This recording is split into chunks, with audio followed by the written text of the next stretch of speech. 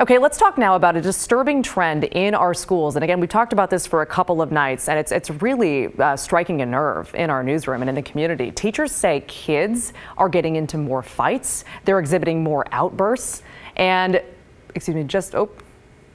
and disrupting class a lot more than they did pre-pandemic. There it is. We told you last night at Reynolds Middle School, it's gotten so bad, they're going back to remote learning for a while. So why is this happening? And how do we fix it? Here's Pitawanich. Salem Keizer mom Tina Reynolds is one of the many parents worried about their child, especially hearing about the fighting and other dangerous behaviors happening in districts all over. I have a 13-year-old son. He goes to Walker Middle School. He's been flipped off. He's been slapped in the back of the head. She says her son Dimitri told her someone also tried to push him down the stairs. The most recent fight had happened just as school got out. 4 or 5 Salem police cars went speeding by my house up to my son's school. This video sent to her by another parent.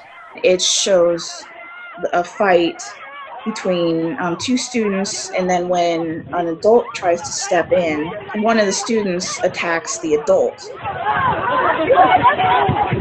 We're definitely seeing a lot of that just extreme, aggressive behavior.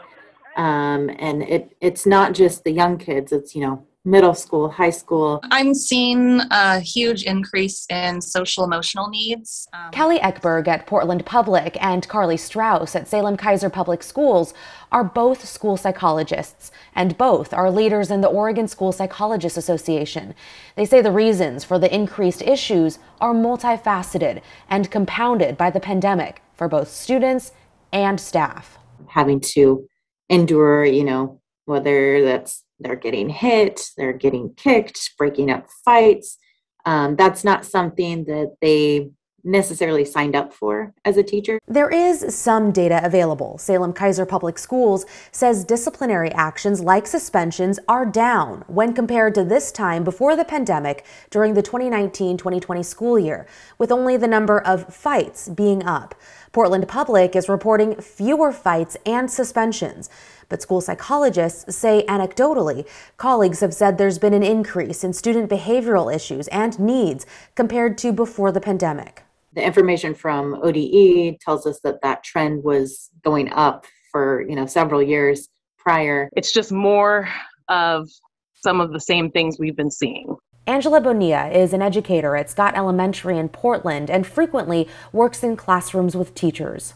Students are really struggling, not just with the academics, but with the interpersonal development. Students have a very low capacity for being able to problem solve independently. So little things, again, become big things. They're pushing chairs, they're kicking desks, they're trying to hurt themselves with their pencils. Like, how often does that type of thing happen? Multiple times a day, and it's multiple classrooms, and it's multiple students. Fights and just a lot of really unsafe situations, which is, leading to burnout by staff. Possible solutions vary from more funding to hire additional school psychologists, counselors, and social workers to giving teachers more time to prepare themselves, because now they're having to walk kids through more problem solving and teach students who may have differing and huge gaps in learning. We can't keep doing the same thing and expect different results. And right now we're in a crisis and we're trying to keep pretending everything's normal and just keep pushing through.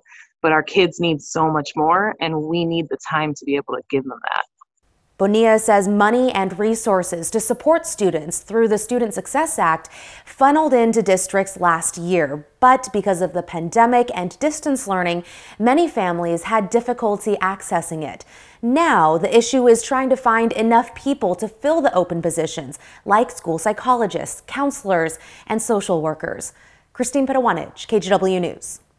Now, we do want to add there have been discussions on whether the removal of school resource officers in some districts is fueling this chaos in classrooms. And both school psychologists we spoke to say they actually don't think that's the case. Even pre-pandemic, when SROs were still in schools, they point out disruptive behavior was already trending upward.